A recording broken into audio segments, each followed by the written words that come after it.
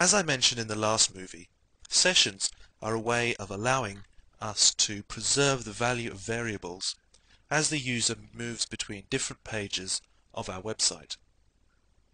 Let's take a look at a sample script to show the need for such a facility. This script is simply going to set a variable with a value and show a hyperlink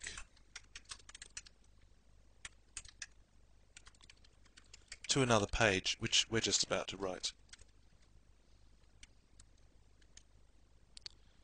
Should remember to use single quotes in any embedded quotes that we use in our HTML within an echo or print statement.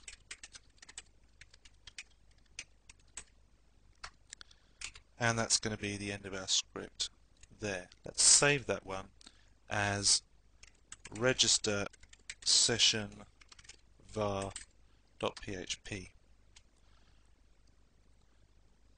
Then we're going to write another script that simply tries to recall what we set the variable to on the last script.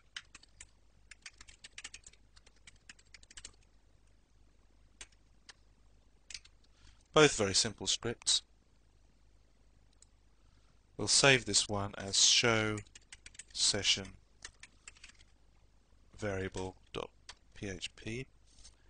and let's take a look in our browser at our register session var.php script. If we follow the hyperlink to the next page, as we can see, the variable has not been declared. So what we can do to make sure that the variable's value is carried from one script to the next is to use a PHP session.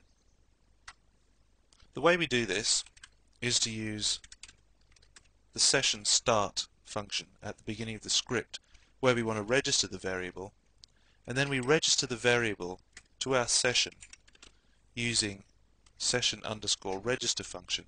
Then we put the name of our variable in quote marks, and we don't use the $sign in this particular instance. Now we can simply move to our other script and include the session start function, which we should include at the beginning of any script where we want the variables that have been registered with our session to be available within the script.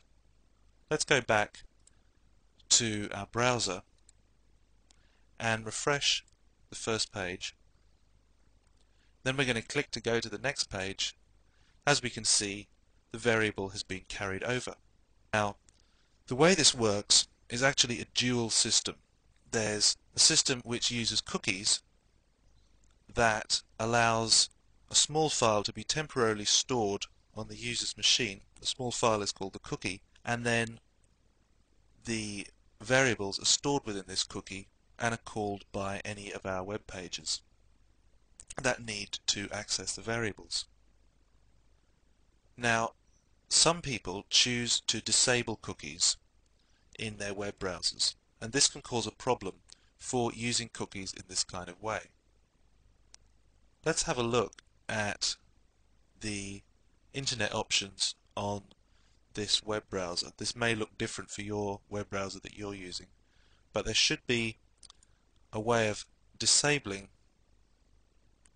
cookies so that web pages are not allowed to put cookies onto the user's hard disk.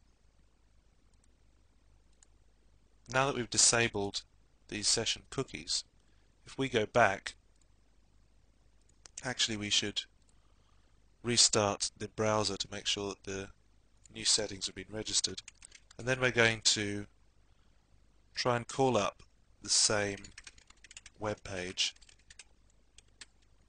register session var.php, and when we click to go to the next page, as we can see, there's been some data added here, and this is an encrypted form of the data that we asked to be transferred. That is the variable name and the variable value. So by encoding the data onto the end of the URL that it calls, PHP is able to use a backup system if the user has chosen to disable cookies on their browser. This is obviously a very flexible system and one that can work very well for a use such as we are using for sessions in this chapter. You may, however, wish to use PHP's cookie function, and we're going to take a look at that in the next movie.